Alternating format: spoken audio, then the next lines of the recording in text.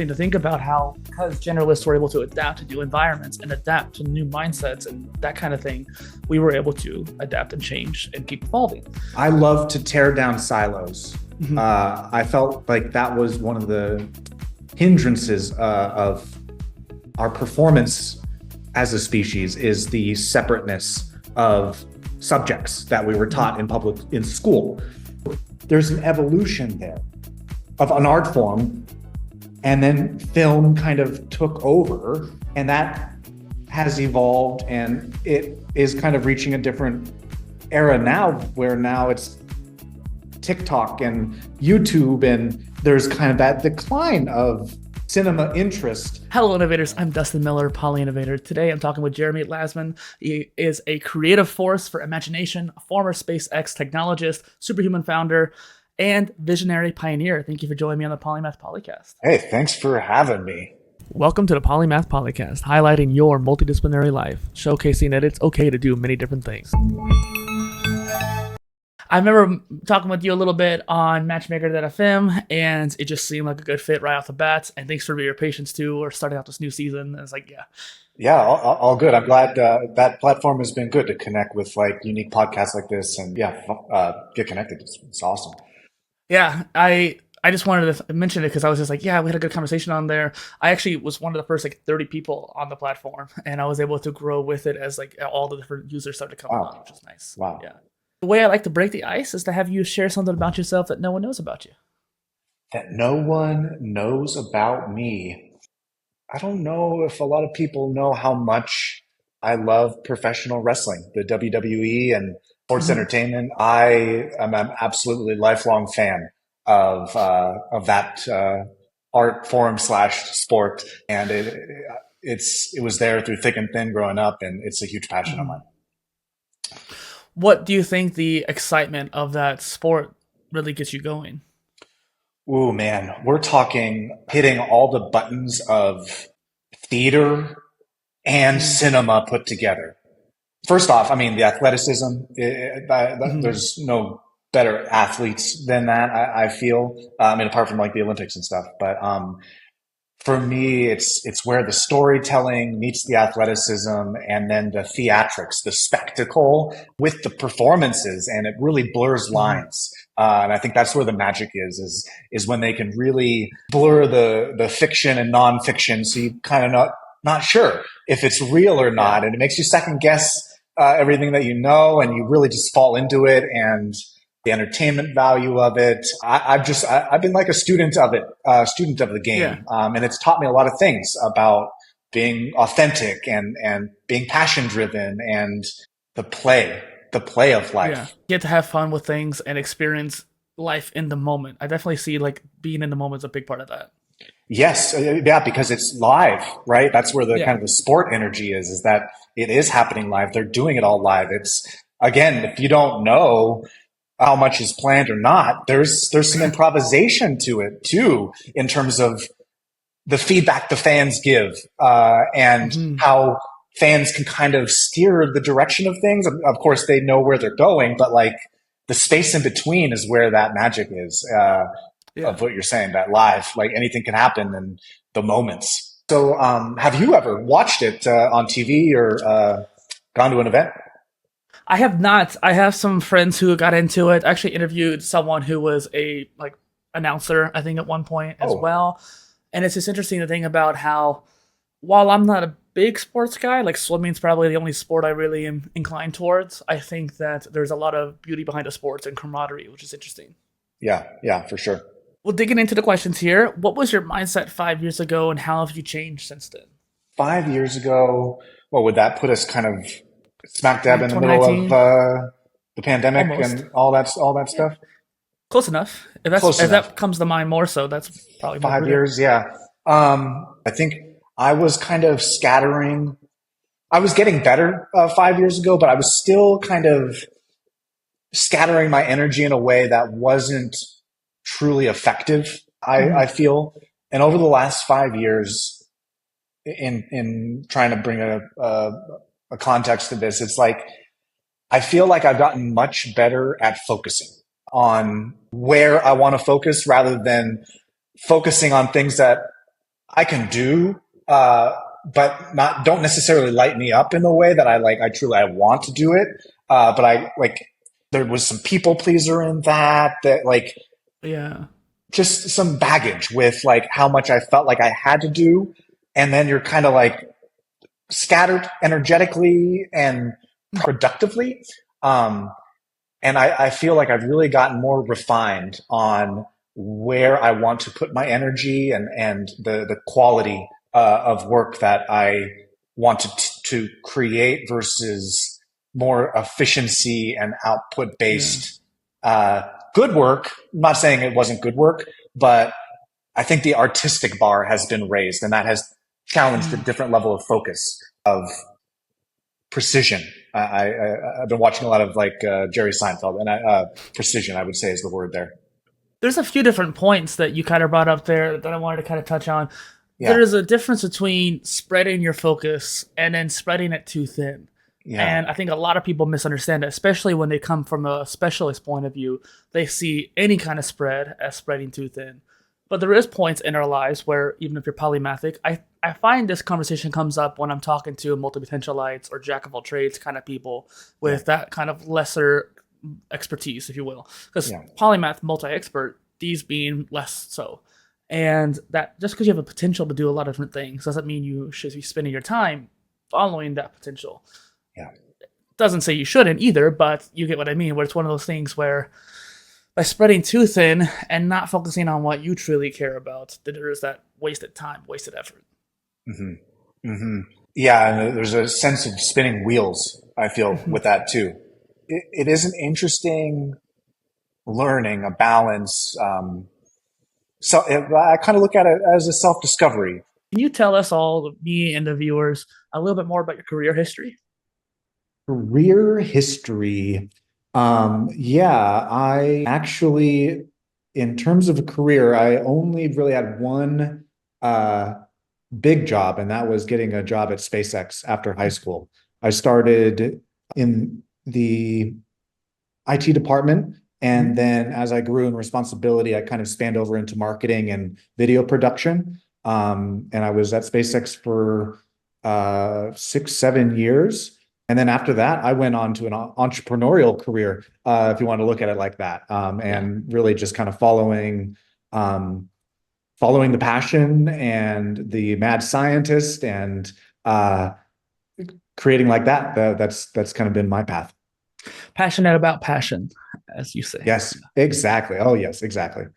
So that's interesting, especially considering you got a job at SpaceX right after high school too. That's really Yes, interesting how you just were able to have that opportunity. And on top of yes. that too, leading into the entrepreneurial aspects, was it more like, okay, I went corporate, now I want to go entrepreneurial, or is it just like I have this stuff I want to do and I want to pursue that? I think it was entrepreneurial the whole time because both my dad and grandfather were entrepreneurs as Mhm. well. So I kind of grew up with that spirit. I think I didn't look at SpaceX as a quote unquote career. I had a big rebel Mhm. to the conventional life. It was something that I don't think I was ever subscribed to. But the opportunity at SpaceX, it gave me the atmosphere, it gave me the experience, it gave me the vibe of innovation, of getting to see Elon Musk being a visionary and with the grand mission and be really inspired by that uh, startup, world changing exploration vibe. I don't think I ever looked at it like a career. I think I looked at it as just an opportunity to get better at what I do, to get practice in all these different fields, and show me what being an entrepreneur is all about, and where I get the most excitement for it.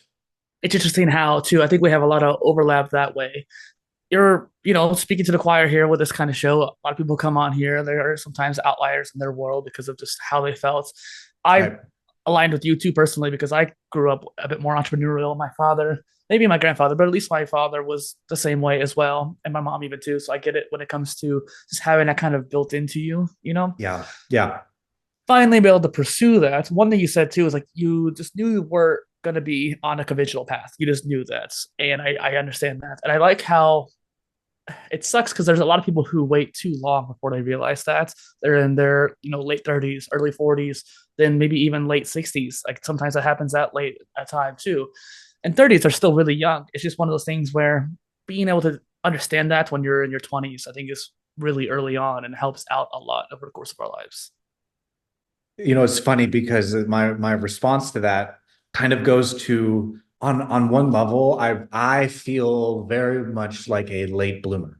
I've always been very slow on that wavelength of life and development, but on another wavelength, I am very, very fast at what I do and what I bring and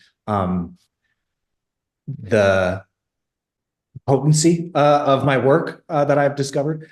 And so I resonate with everything that you're saying like it happens at many different ages, but I think it's important that people give themselves the opportunity, regardless of age, to ask the big questions of life and self, right? And by having that introspection too, I think this actually leads into the humanity's operating system as well. Like understanding that. Can you tell us more about that concept? Yeah. So just to provide a little R&D context so that people can understand where I'm coming from, as being a polymath, I think you know that we can't be confined to, at least I'm speaking for myself, maybe you'll resonate. Like I can't be confined to one industry box, especially if I'm going to be a brand of some sort. But I was my first test subject of the work that I'm bringing, the invention that I'm bringing here with imagination technology, which is, like you said, is an operating system for conscious evolution. It is from my standpoint, the first challenger in the sense of what has been the monopoly operating system of humanity forever. What has been the fear-driven dictator operating system and its survival of the fittest. It is fear, negativity, threat, fight, flight, us versus them, conflict, fear and negativity. And that's been running the show. There's been no challenger to that. It has the monopoly on the industry of self-improvement, of personal development, of conscious evolution. It is the operating system for natural selection. And as we know, that is randomization at the essence. And it's tapped into our inherent motivation or drive of self-preservation. What has happened is we have an opportunity now to steer evolution in a sense with technology now. This is a new opportunity for us as a species to not be victims of nature anymore, not be powerless to the forces of nature from a helpless perspective. Conscious evolution is a new opportunity for us as a species. And imagination technology is an operating system designed for that new architecture of human potential in a way. Potential, empowerment. Yeah, exactly. It's interesting because at this point in time, we have that potential to make that next step of humanity's evolution. It's a different era or Procene. What is it called? Like we're in the Anthropocene, and people were talking about how the next era of humanity is going to be changing, and there's this conscious revolution. One thing that, for context for you, is that before I created PolyInnovator, which is my personal brand, I was working on what I called the United Living Construct.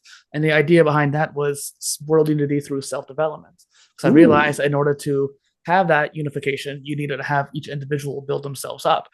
I can't tell you, this is what you need to do, this is how you do it, and then you do this, unless you're open to it. And even in that case, you still have to choose and make the decision and do it yourself.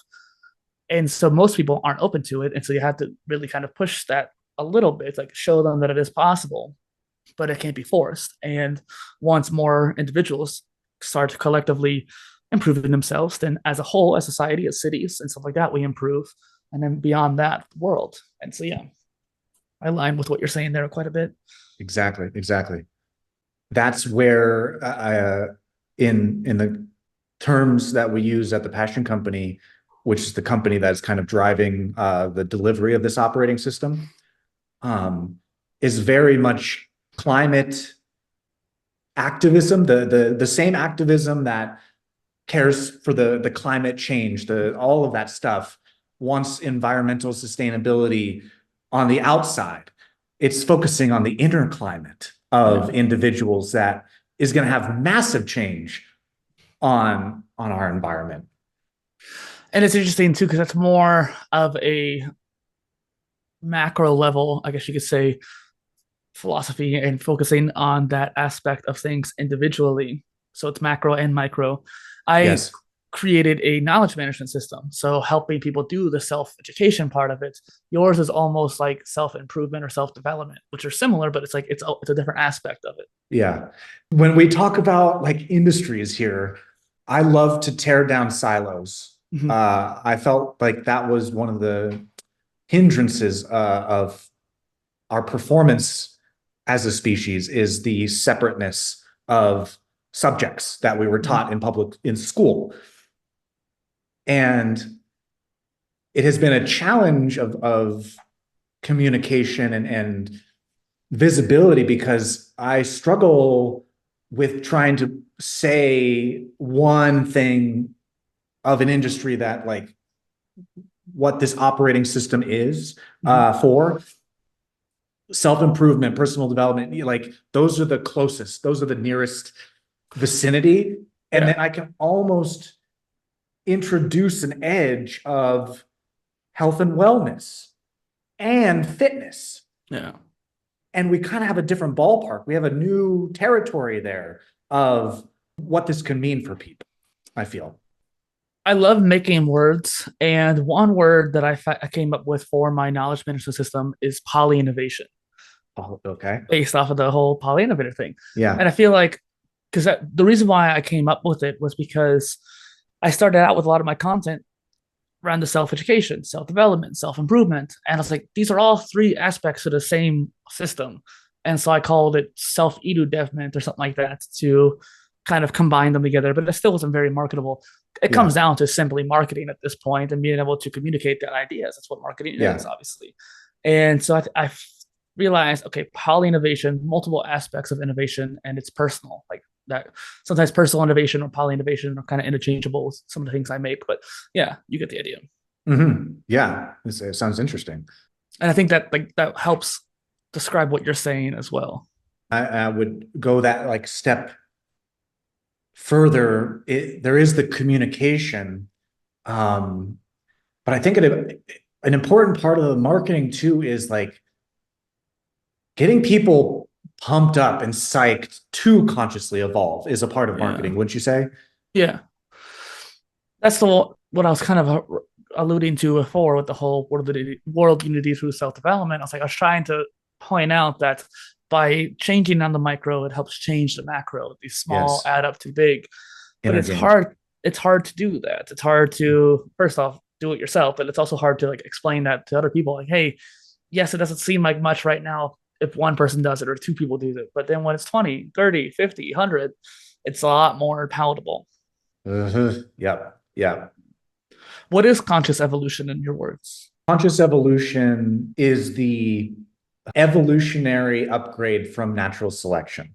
It takes the idea of self-improvement, self-betterment, mastery, freedom, healing, and puts the pen of your own evolution in your hand, rather than being at the whims of an external force just happening to you. It puts a little bit more creative control in your hand, to almost pilot your own ship, metaphorically. And it's interesting too to think about how whenever we talk about conscious evolution, people kind of see it almost as a flighty thing, but it really is a lot more concrete than that. We can see a lot of changes happening over the last 100 years where as a society, we've gotten more empathetic, we've gotten more understanding of people. And it is interesting too, on a side note, the idea of generalist versus specialist. Throughout our human history, we've had generalists. And it's actually one of the theories behind why Homo sapiens evolved and not Neanderthals and Homo erectus. And so it's interesting to think about how, because generalists were able to adapt to new environments and adapt to new mindsets and that kind of thing, we were able to adapt and change and keep evolving. However, over the last 100 years, since the Industrial Revolution, the second one at least, there was this mindset, okay, we need to be a cog in a wheel, we need to have specialists, and that's where that came from. But in society, it almost feels like it's been there forever, because in our context, it really has been. But it really is not. It's like a more novel idea. And now with this more digital renaissance, we have this opportunity for conscious evolution and opportunity for generalists and polymaths to thrive. Exactly. I like what you painted there, because I think that the distinguishing factor of conscious evolution versus natural selection is with natural selection, it's like you're playing a game of possibility and outcome based, and trying to get to a finish line, and destination bound, time based, maybe is the best way to say that. Conscious evolution, at least in how I wield it and define it, is addressing the fuel itself that is running through the body, mind, and spirit.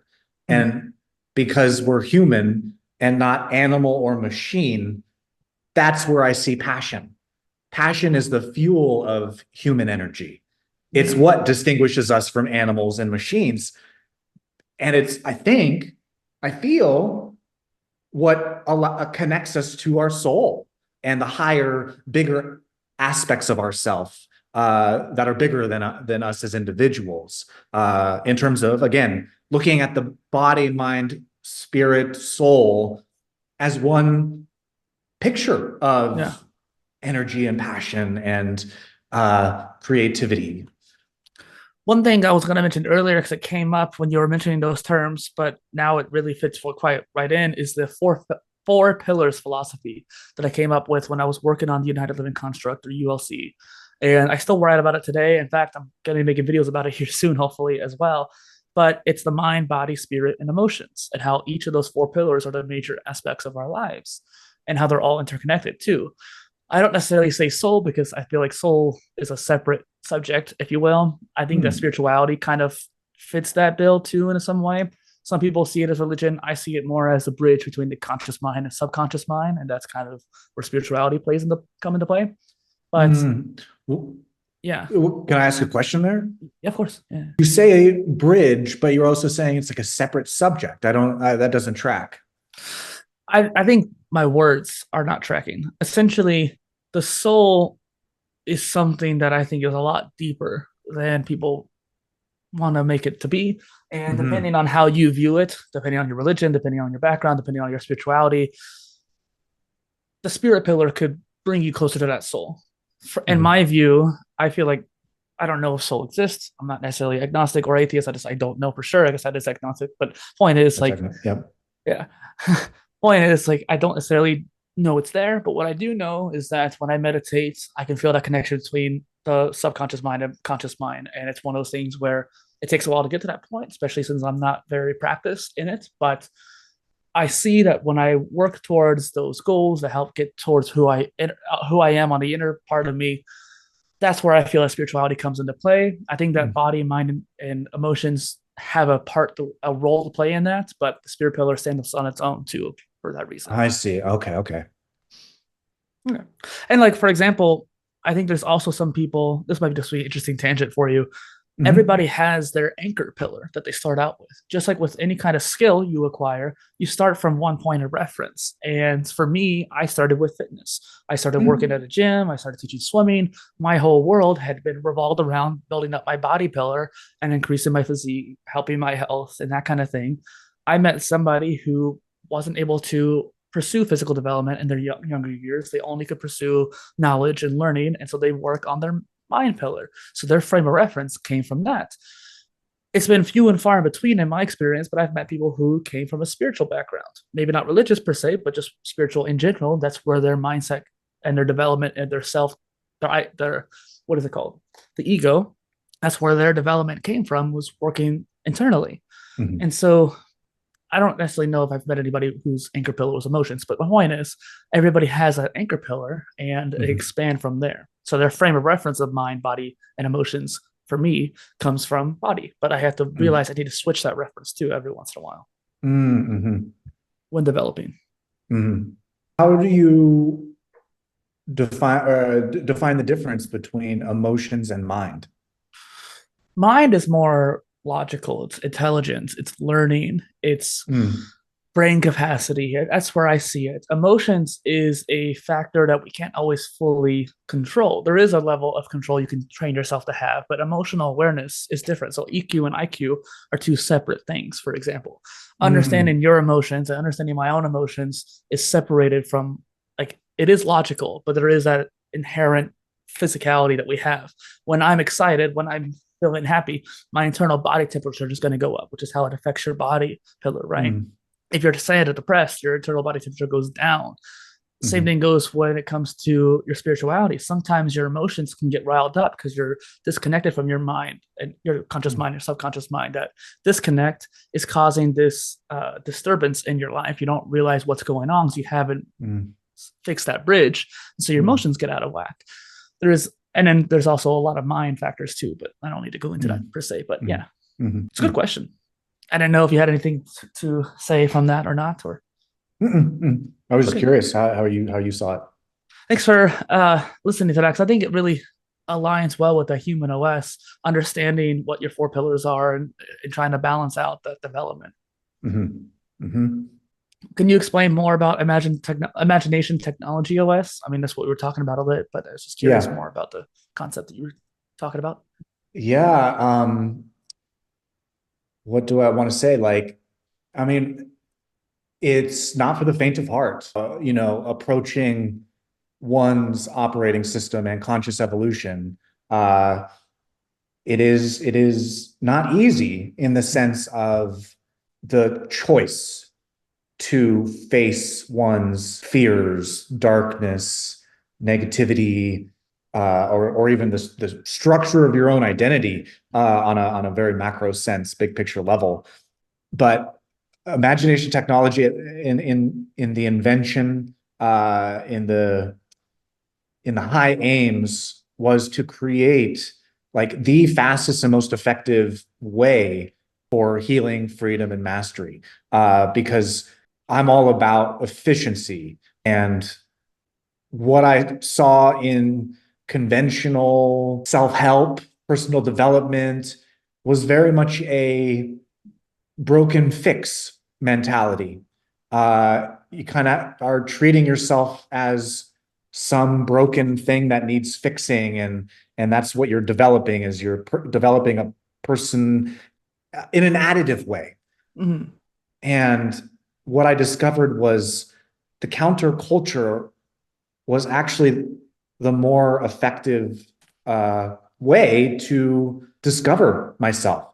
It was, I like to say, like the unphilosophy, because we're taught and programmed and conditioned in such a way that it's very confining. It's very, I mean, The Matrix spoke to me, that film, so much, because it was speaking to the cage of limitation and stuckness and lack of freedom. And when I started to subtract those things, or at least challenge it, that's when I was starting to get to the essence of what a new operating system could be, that is more in alignment with more of truth rather than illusion. Alignment is a big key aspect too. It's a kind of aligning what your mindset is. And like you were saying, it's almost like the previous notions of how to do it were like band-aids on it. It's like you're trying to cover up something, you're trying to fix something that's not necessarily broken. It's just a matter of understanding what is actually going on in that scenario. Right. Understanding. I'm a huge mechanics guy. I love to, understand how things work, especially on the metaphysical level, thoughts, emotions. Yeah. That's so important what you said. It changes it changes the game when you're no longer believing that you're the incompleteness trying to be whole, and rather you swap that on its head as like you're already whole and you're just looking for ways to remove things for you to see it, for you to realize it. It reminds me of the Buddhist low hum philosophy, or like the middle path, if you will. A lot of people are coming from the bottom. They think that they are incomplete and they want to become whole, so they're reaching upwards. And what you're saying is some like we are whole, but we want to relinquish like want to be able to detach from a lot of the things that are weighing us down. And so it's about bringing us back down. And it's all about achieving that middle line, that middle path there, in order to find that happiness and success and just fulfillment. Yeah, freedom too. Yeah. This gets into polymathy and curiosity and wisdom. And I kind of want to ask you in particular this question, even though it's a kind of broad one. How does curiosity grow into wisdom? I don't know if I would say curiosity grows into wisdom. I think I would say curiosity leads to the discovery of wisdom. I think curiosity is much more the approach, how you're traversing fields and dimensions and spaces and realities and imagination. Curiosity is kind of the guidance of it, like where you want to go. If you have infinite potential in front of you, infinite doors of perception to walk through. I was indecisive. Like that was my first like kind of fear response, is like, oh my God, that's a lot of potential. Where do I go? I don't know how to move. Curiosity is like what is magnetizing your movement at the focal points of these different wide locations, which opens information or knowledge, and that's where logic and emotion come together to inspire realization and experiments.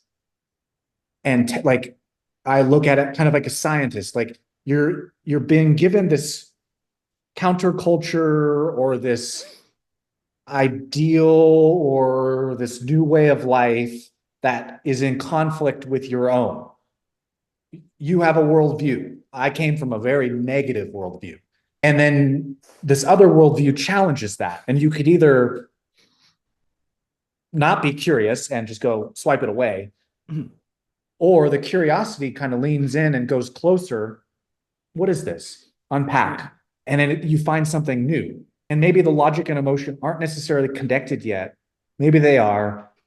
But to me, there's an application. There's a testing. There's is this true or not? And that might be a certain event or experience that gives you that dialogue box. Choice, the new choice. The old worldview is like the fear. You want to choose fear. And the new worldview is like love. And you're like, oh, well, which one do I want to choose, fear or love? And because you have new information, you have that curiosity, and that's where wisdom is. It's like the tried knowledge into experience where logic and emotion meet, and I guess where science and spirituality meet, because that's where philosophy is, I feel. It reminds me, I always bring this book up when someone says something like that, the Tao of Physics, where it's literally a balance of science and philosophy. And it's interesting to think about how what you're saying there too, if wisdom's here, curiosity's here, there's that bridge in between. It doesn't lead into it itself. There's that choice you have to make from the learned. You use curiosity to learn, and from that learning, you can go ahead and make a decision that's based off of the wisdom you have achieved. It's interesting to think about too, like as a host of a show like this, where we get into a lot of deeper topics.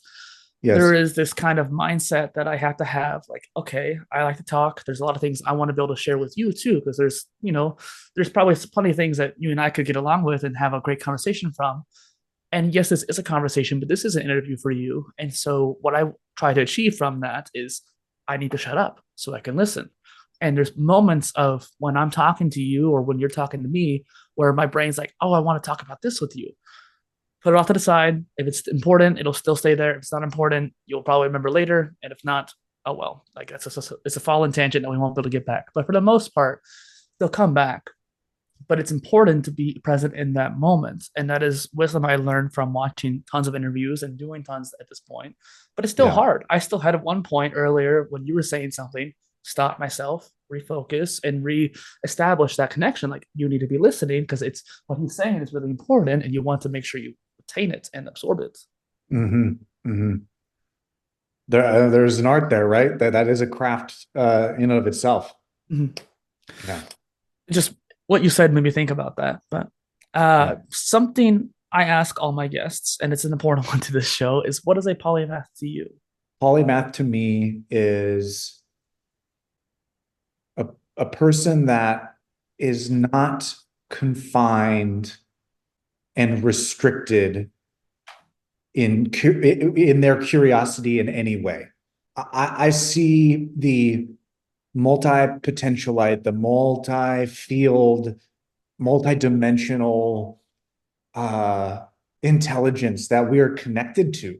To me, it's like a free spirited intelligence that gets to play and choose whatever is of the highest excitement, as far and deep and as high as they want to go, unrestricted, free, in that capacity of not being limited.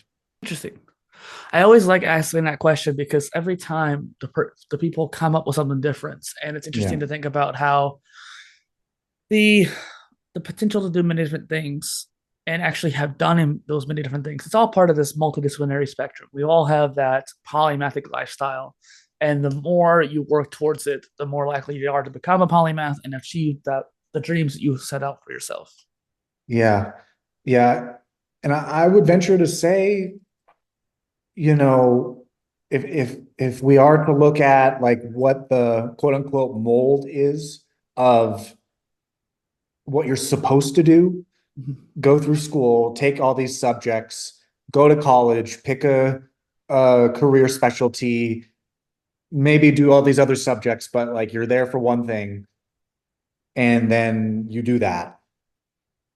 Polymaths kind of have to disagree with convention, with another brick in the wall. I don't know if that's still prevalent now as much as earlier, but to me, like that's what we're talking about, is just the ability to not be confined by one subject.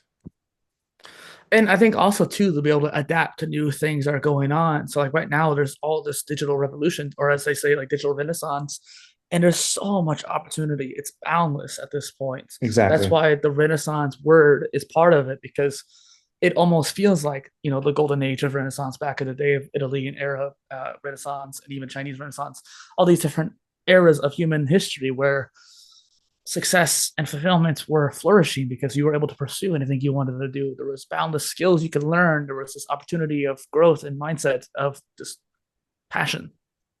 You're speaking my language, you know that. Yeah. So what do you think of the digital renaissance then?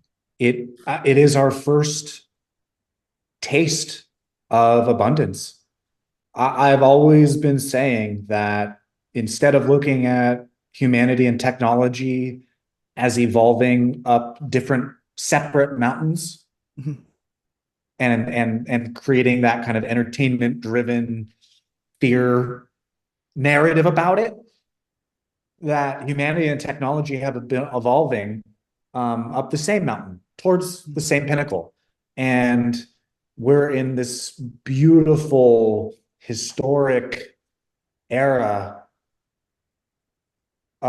where the speed, the progress is insane relative to 1900s, 18, like, yeah. And on one hand, we're talking abundance and we're talking limitless potentials and all that big stuff. but on the other hand, we've got to upgrade our shit because the old architecture, the survival of the fittest, is going to cause a lot of strife. And I like to use the tech terms bottleneck of our intelligence if the fuel is still fear driven. And that's kind of where we're at right now. That's the crux of either we're accepting this abundance or we're scared of it. And we're hesitant and create those like fear of AI and all that stuff is because AI is going to take a lot of our existing intelligence off our plate. Mm-hmm. We don't need to be an information species as much anymore. Like you said, the specialties, the expertise, it's taking information off our plates. And that's going to be scary because it leaves us space. Yeah, it feels like it's getting taken away from us when it's just really just opening us up for new information on the line. Mm-hmm.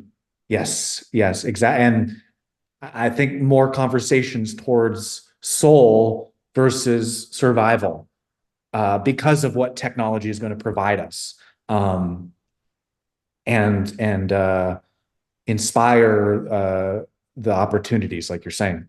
So the idea behind this digital renaissance too, like for example, these interviews, I've done over 130 interviews with polymathic people. I wouldn't have been able to achieve that without technology.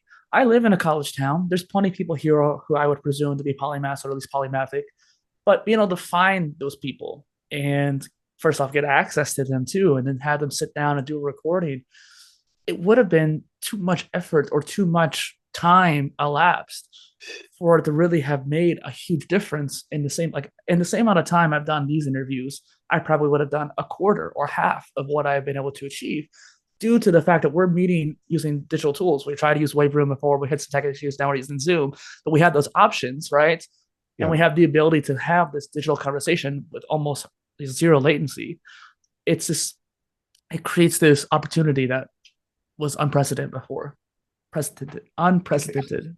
It's mind-blowing when you give it context like that. I mean, just off the cuff, like I watched this show called Ripley on Netflix, and it's black and white, and it takes place in like 1950s, 60s, somewhere around there. And I'm watching this, it's black and white, it's kind of slow, it's of the time, it's really of the era, really putting you there, time travel.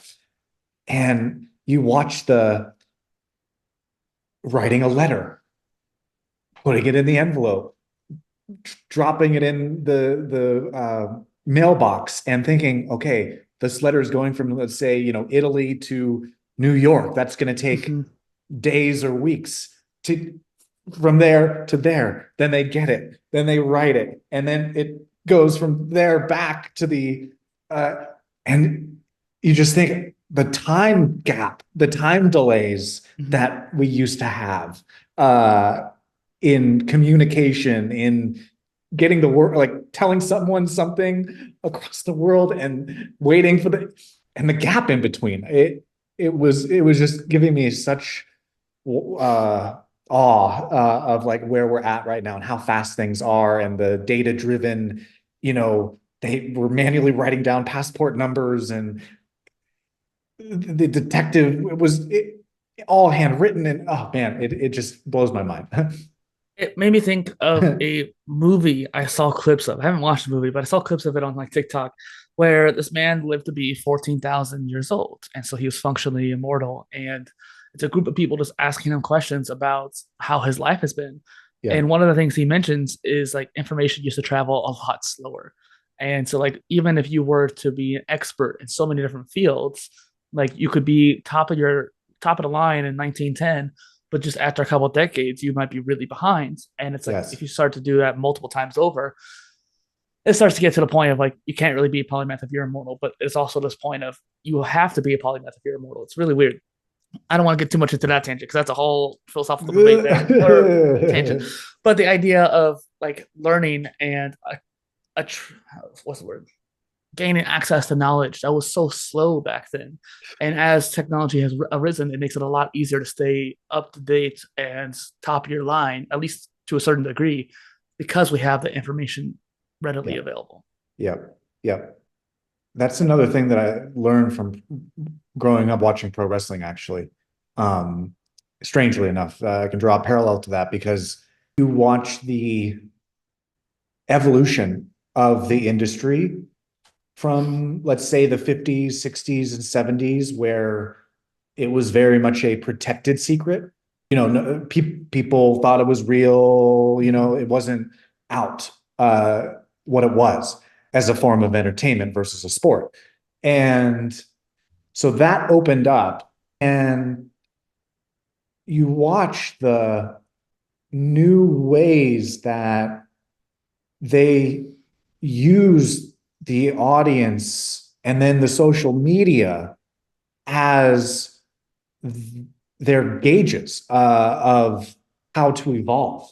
And they're always at the forefront because they're listening at the edge of where our collective consciousness is, and going.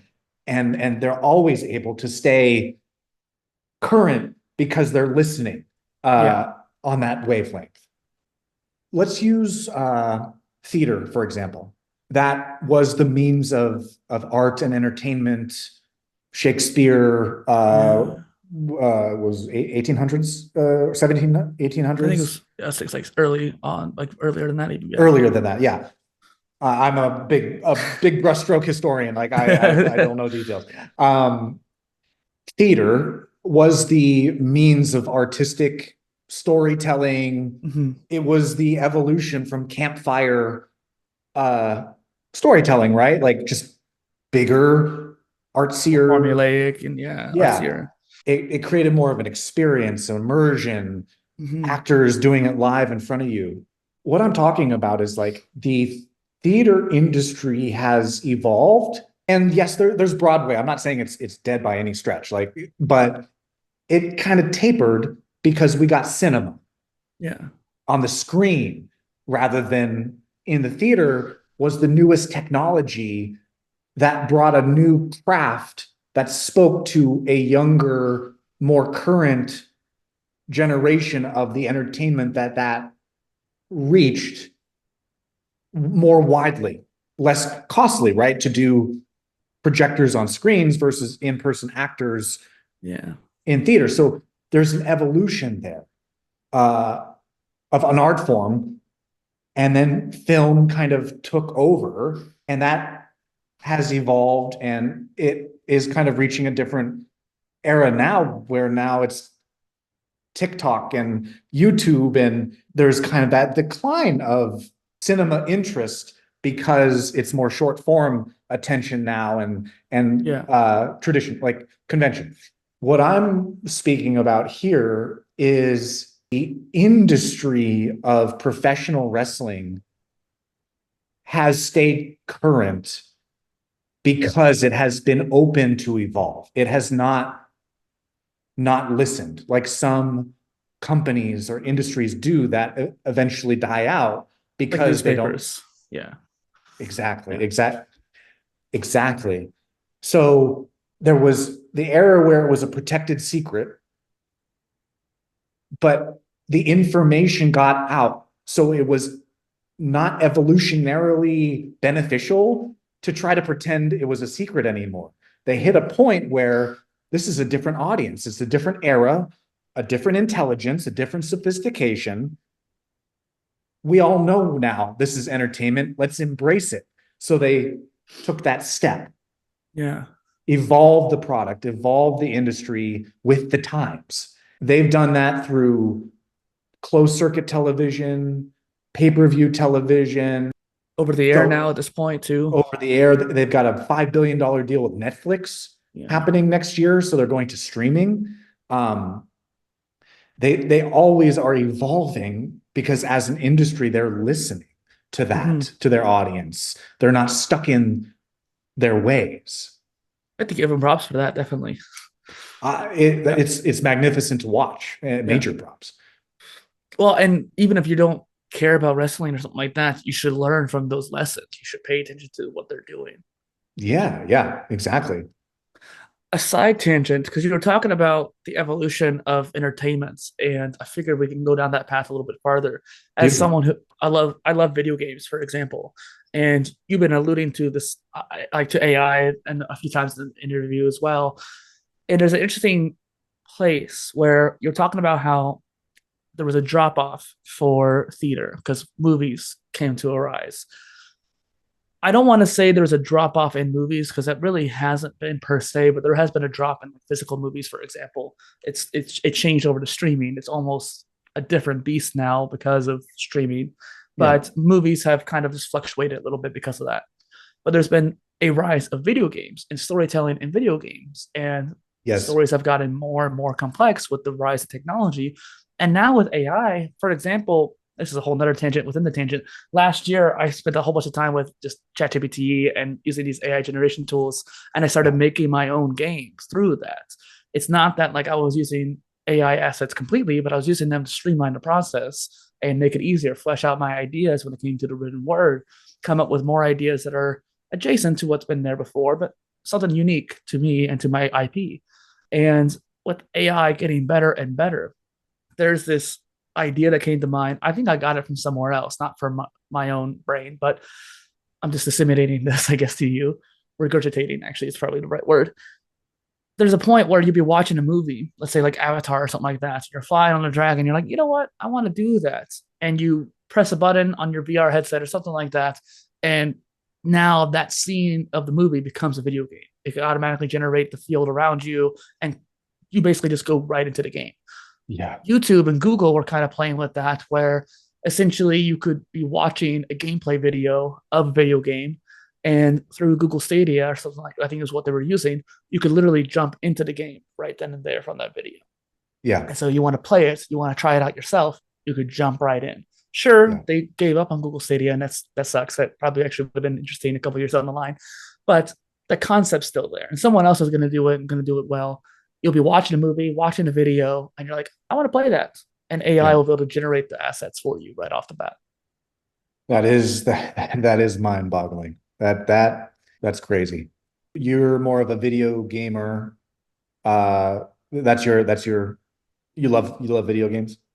That's my form of entertainment. Yeah, when I want to decompress, like I was literally just playing a Pokemon game on this little Retroid Pocket right here. Like nice. Yeah, my friend is a huge video gamer too. Yeah.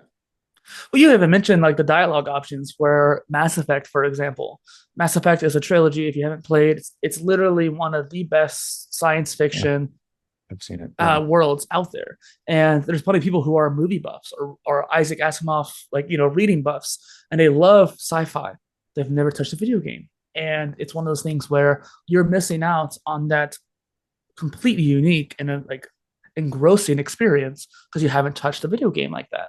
And I can say the same about movies and books too. There's people who haven't touched those yet, but the idea is media comes in a lot of different forms. Don't limit yourself to just one. Right. And I would actually ask too, like, would you say there's different sensibilities of, because like entertainment, media consumption can either be used for like escape or enrichment, like, or both, right? Like not black and white. It comes down to a sensibilities. I think people have different sensibilities about what they want out of it. That, like, for example, for me, I've never really been able to focus on video games because it feels more like work than play for me, versus I feel more attraction as an observer of life, that cinema gives me the immersion that you're talking about, for the sensibilities that I'm looking for. It gives me that, versus the video game, I'm like, I don't want to work. I just want to watch it. Like I don't, does that make sense? Yeah, it does. It could be also there's a type of video game too, like Mario, for example. it's puzzles, it's action, it's I platforming. I do like Mario. Yeah. But the thing is, like, if Yeah. from what you were saying, I would presume you wouldn't like some of the more advanced Mario things, like where it's like it's a lot of work to get good at those timings of the jump, that kind of thing. It's a lot of work to get good at the platforming and make sure you're running at the right speed to get to the other side. I actually do like that. Yeah. I don't want to get too, yeah, I think I'm more talking, I was yeah, I was gonna yeah, go into like Mass Effect, for example, though, right. where That they're I don't getting have a the lot more. patience for those games. Well, it's very cinematic though, so I kind of treat Yeah, Mass Effect more like a movie than I do a video right. game. Sure, there's points where Yeah, I'm shooting and doing stuff that's me controlling it, but I'm more in it for the experience. I actually got, right. ambient lighting behind my TV, a nice sound Mm, bar, and I sat down with a cozy drink playing the game and was able to sit down like I was watching a movie, essentially. A amazing. 32-hour long movie, but Oh still. yeah, Yeah, my friends are wild about that game. yeah. Yeah, But I get what you're saying. I was just trying to think about the angles of that. But yeah. I guess one more question before we end up wrapping up here. Where do you Okay. think AI and AGI fit into the human OS, what you're talking about earlier? A tool. I mean, talk about cinema, 2001: A Space Odyssey. Mm, Talking about AI in 1968 or 50, yeah, 68 or something like that. Throwing that big tree branch into the sky, and all of a sudden now we're in the future with technology. To me, it's a collaborative mm. tool that is going to assist and support and play and work with us um, to, I mean, hopefully, high aims like help us create a civilization that we want to have. That's how I see it. I love that. Yeah. Jeremy, where can people find you online?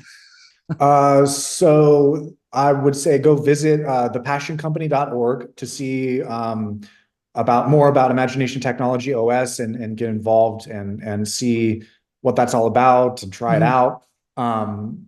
Thepassioncompany.org, and then jeremylasman.com has all my work and blogs and about me's and ways to connect with me, and that's, yeah, to get in touch or have conversations.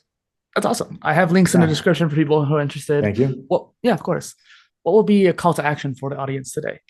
For the audience, Given how much we well, talked about evolution and development, stuff like yeah, that. we've got a nifty quiz actually as a call to action. Speaking to the innovators out there who care about the quality of their Mm. energy. Those are the people I love to play with, collaborate with. So we've got a nifty passion quiz Passion to ability. find out how. Yep, Okay. yep. Passion, ability, to see how clean your energy is, and learn a little bit about how you operate. And self-discovery is what it's all about for me. But I would say if you care about the quality of your energy, go take that quiz and see where you are, Mm. and learn about yourself that way. Awesome. I have that link actually down below too. And Sweet. once again, this is Dustin, PolyInnovator, and Jeremy Lasman on the Polymath Podcast. Thanks for being here. Man, that was a lot of fun. Great It was. conversation all over the place as usual, Yeah. as I love it. Yeah. As the show goes, tangents are our Yep. specialty here. Yes.